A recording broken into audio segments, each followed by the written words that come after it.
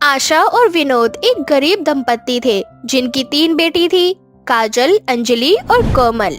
विनोद की तीनों ही बेटियां काफी सुंदर और संस्कारी थी। ऐसे ही एक दिन। अरे ओ आशा, आज मुझे खाना मिलेगा भी या नहीं? दोपहर के 2 बज चुके हैं पर तू खेत पर खाना लेकर ही नहीं पहुंची। घर के कामों से फुर्सत मिले जब तो तुम्हारे लिए खाना लेकर खेत में पहुंचूं। मैं अकेली जान क्या क्या करूंगी। कहने को मेरी 3 जवान बेटियां हैं, पर तीनों ही काम चोर। पता नहीं शादी के बाद अपने ससुराल में क्या करेंगी। अरे अब मेरी बेटियों ने क्या कर दिया है? और वैसे भी मेरी तीनों प्यारी बेटियां नजर नहीं आ रही। कहाँ गई हैं तीनों? गांव में मेला लगा हुआ है। तुम्हारी तीनों बेटियां अपनी सहेलियों के साथ मेले में गई हैं। इन तीनों को तो जरा भी अकल नहीं है कि गरीब माँ बाप किस तरह से अपना और इन तीनों का पेट पाल रहे हैं। मुझे तो इनकी शादी की चिंता सता रही है। आखिर कहाँ से लाऊंगी मैं इतना दहेज? आशा, तू इतनी चिंता क्यों करती है? भगवान उन्हीं के घर बेटियां भेजता है जिनकी औकात होती है बेटियों को पालने की। और हम तो बड़े ही खुशनसीब हैं कि हमारे घर में 3 बेटियों का वास है। आशा विनोद को खाना देकर अपनी बेटियों की शादी की सोच में डूब जाता है। तो विनोद भी खाना खाकर आराम से खेत के लिए चला जाता है। अब रात को आशा की तीनों बेटियां घर आती है और विनोद भी। आ गई तुम तीनों महारानियां। तुम्हें और तुम्हारे छोटे से दिमाग में ये बात क्यों नहीं घुसती कि आखिर कब सीखोगी घर के काम काज? तुम्हारे माँ बाप इतने अमीर नहीं है कि दहेज में तुम्हारे साथ नौकर भेज सके। नौकर भेजने की क्या जरूरत है माँ? आप तो हमारी शादी अमीर घर में करवा दो, जहाँ पहले से ही बहुत सारे नौकर हो। हमारी शादी बड़े घर में करवा दो, इससे आपका और हमारा दोनों का फायदा होगा। पूछो वो कैसे? बता दे खुद ही, वो कैसे? देखो माँ, अगर हमारा ससुराल अमीर होगा तो वो पहले से वहाँ पर नौकर होंगे। हमें बहुत अच्छा खाना बनाना आता ही नहीं, सारा काम तो हमारे घर के नौकर ही करेंगे ना। इस तरह से कभी हमारी शिकायत तुम तक नहीं आएगी और तुम्हें भी हमारी चिंता करने की कोई जरूरत नहीं पड़ेगी माँ। माँ, हमारे सपने बहुत बड़े हैं, बस यही कारण है कि हम तीनों घर का कोई काम नहीं करती। आखिर हम बहुत जल्द राजकुमारी जो बनने वाली हैं। खुली आंखों से देखे हुए सपने कभी पूरे नहीं होते। और वैसे भी तुम गरीब लड़कियों से कौन ही शादी करेगा? और अमीर घर में ऐसे ही शादी नहीं हो जाती, उसके लिए मुंह मांगी रकम अदा करनी पड़ती है। क्या आशा, तू हर समय मेरी तीनों बच्चियों पर नाराज ही होती रहती है। अगर उनका मन घर के कामों में नहीं लगता तो छोड़ देना उसका पीछा। और वैसे भी मेरी बेटियां क्या गलत कह रही हैं? आप भी अपनी तीनों बेटियों का ही साथ दे रहे हो। इस तरह से आप इन तीनों बेटियों को सर पर चढ़ा रहे हैं और बिल्कुल भी सही नहीं है ये। इन तीनों को पराए घर जाना है। ये तीनों जितनी जल्दी घर की जिम्मेदारियां उठाना सीख लें, इन तीनों के लिए उतना ही अच्छा होगा। पापा, आप ना माँ को ही समझाओ। आपको पता है मेरी जो फ्रेंड है नीति, उसकी शादी ना बहुत अमीर घर में हुई है, बिना किसी दहेज के। मैं भी यही चाहती हूँ कि मेरी भी शादी किसी अमीर घर में हो, ताकि हमारी खुशियाँ देखकर आप भी खुश हो जाओ। इतना बोलकर विनोद की तीनों बेटियां उदास होकर सोने के लिए चली जाती है। और विनोद के दिमाग में भी तीनों बेटियों की शादी बड़े घर में करवाने की बात बैठ जाती है। अब विनोद ठान लेता है कि वो अपनी तीनों बेटियों की शादी अमीर घर में करवाएगा। और इसलिए अब विनोद अमीर घर में अपनी तीनों बेटियों के रिश्ते देखने लगता है। आशा, सारा इंतजाम कर तो लिया है ना? जानती हो ना, हमारी तीनों बेटियों को देखने के लिए कितने बड़े घर के लड़के आ रहे हैं। देखो, मैं नहीं चाहता कि कोई कमी निकले। मैंने मेरी तरफ से सारी तैयारियां कर ली है, आप बस एक बार देख लीजिए। आशा के कहने पर अब विनोद आशा के द्वारा की हुई सारी तैयारियों को देखता है और खाने में साधारण खाना देख आशा से बोलता है, अरे आशा, ये कैसा खाना बनाया है? ये खाना हमारे समय पर चलता था। अब के समय में मेहमान को ऐसा सादा खाना नहीं दिया जाता। मेहमानों को तो अब चाय नाश्ता पूछा जाता है, साथ में समोसे और काजू बादाम दिए जाते हैं। विनोद जी, मैं अभी कह रही हूँ, मौका है, इस रिश्ते को जाने दीजिए। हमारी इतनी हैसियत नहीं कि हम इतने बड़े लोगों की बराबरी कर सकें। अरे आशा, तू तो बिल्कुल बावली है। रुक, मैं अभी खाने पीने का इंतजाम करके आता हूँ। तू जब तक मेरी तीनों बेटियों को तैयार कर दे, और हाँ, अच्छे से तैयार करना। इतना बोलकर विनोद अपने सारे पैसे लेकर काजू बादाम और समोसे लेकर आ जाता है। कुछ देर बाद लड़के वाले भी विनोद की तीनों बेटियों को देखने के लिए घर आ जाते हैं। पर विनोद का छोटा सा टूटा फूटा घर देखकर लड़के वालों का मुंह बन जाता है। भाई साहब, हम अमीर और गरीब में किसी तरह का कोई फर्क नहीं करते। आपकी हालत देखकर लगता नहीं कि आप हमारे साथ उठने बैठने के लायक हैं। आप सपने में भी हमारी बराबरी नहीं कर सकते, और जो हमारे साथ खड़ा ही नहीं हो सकता, भला उस घर में मैं अपने तीनों बेटियों की शादी कैसे करवा सकती हूँ? पर बहन, मेरी तीनों बेटी बहुत होनहार और काबिल हैं। वो आपको शर्मिंदगी का कोई मौका नहीं देगी। भले ही हम गरीब हैं, पर हमने अपनी तीनों बेटियों को बहुत अच्छी परवरिश दी है। वो सब तो ठीक है भाई साहब, पर हमें भी तो अपनी रेपुटेशन का ख्याल रखना होगा। चलो बेटा। इतना बोलकर वो औरत बिना विनोद की बेटियों को देखे ही रिश्ता तोड़कर वहाँ से चली जाती है। मैंने कहा था ना, बड़े सपने देखना छोड़ दो।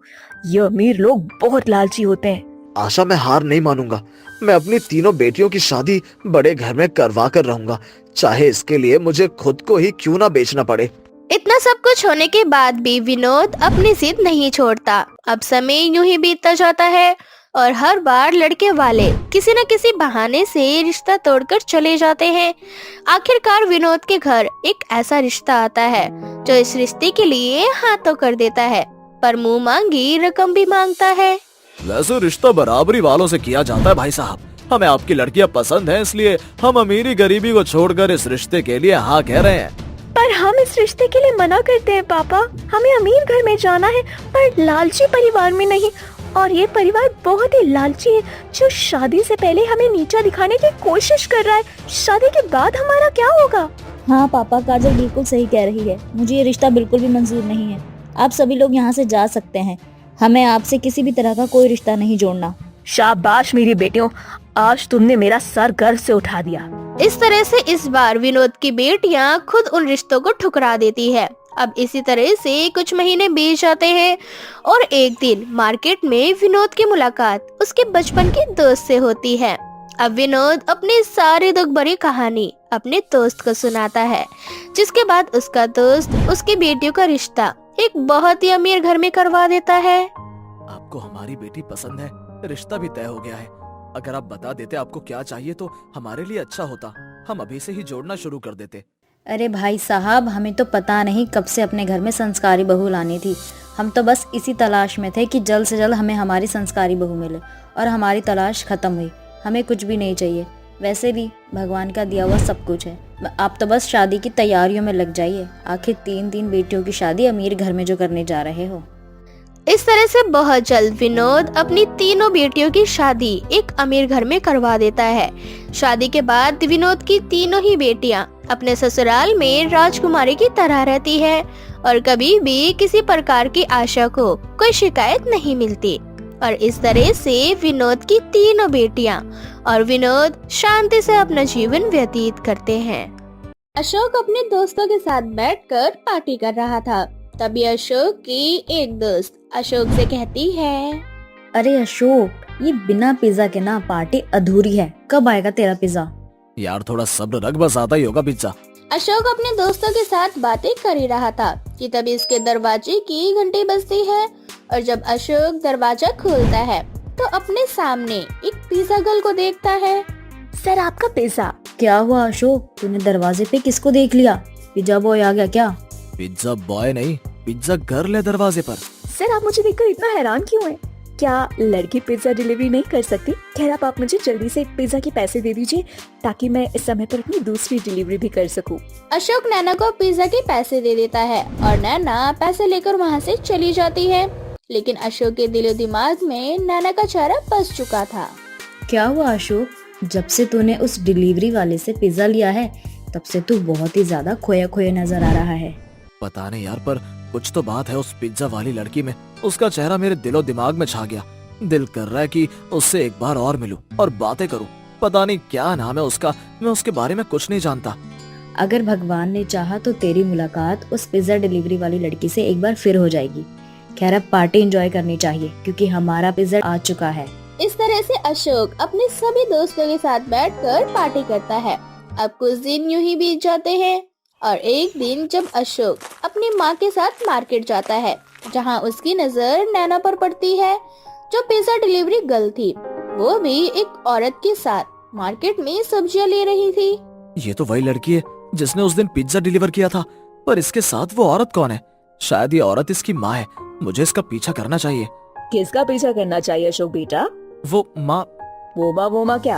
अगर तुझे कोई लड़की पसंद आ गई है और मार्केट में है तो तू जा सकता है उस लड़की से बात करने के लिए।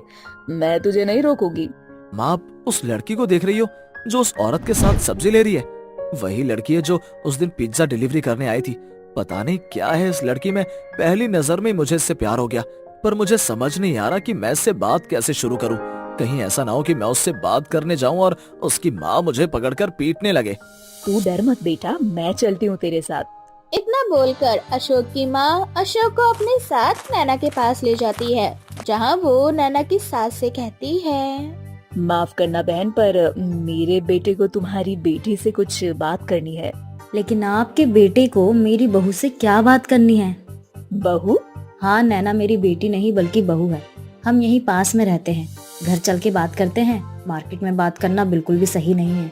ये सुनकर अशोक और उसकी माँ बहुत हैरान होते हैं। जिसके बाद अशोक अपनी माँ के साथ नैना के घर जाता है, जहाँ नैना की सास उन्हें सारी बात बताती है।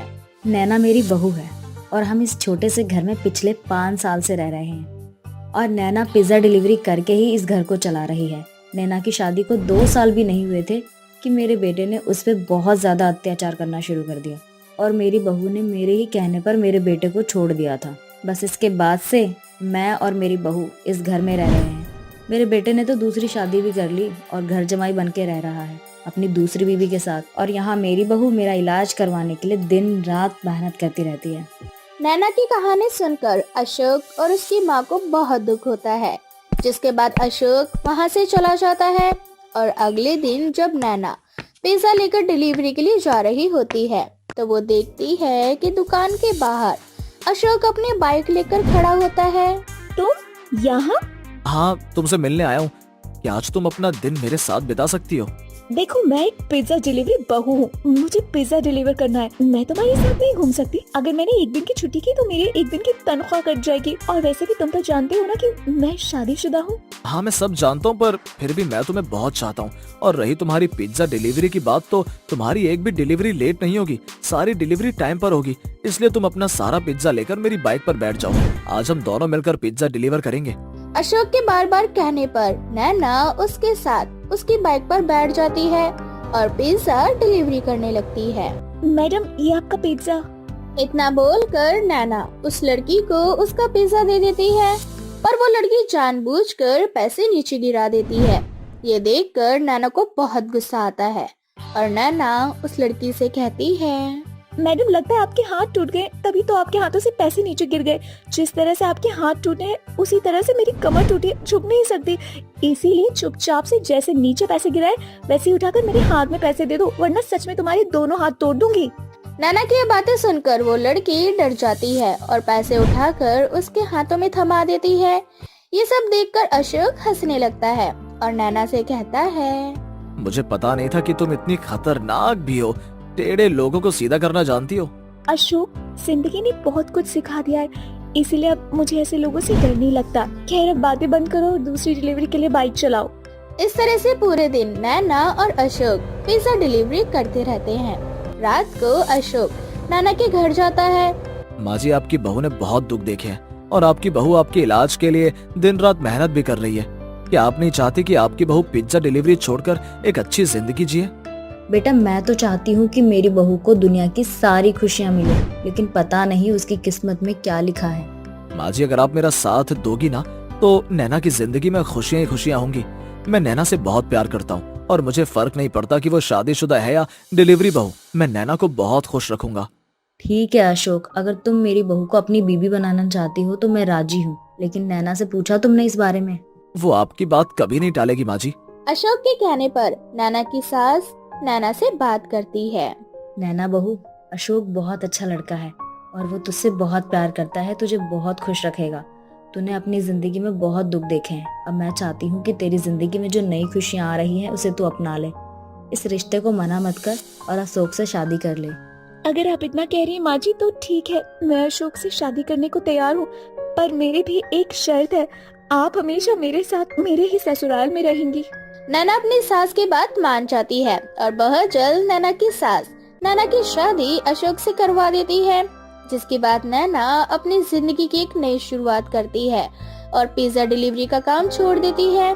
तो वहीं दूसरी ओर अशोक की सास का इलाज करवाता है और उन्हें अपने साथ अपने ही घर में रखता है। ये कहानी पहाड़ों से घिरे नदी किनारे बसे एक छोटे से गांव की है जिसका नाम रामपुर था।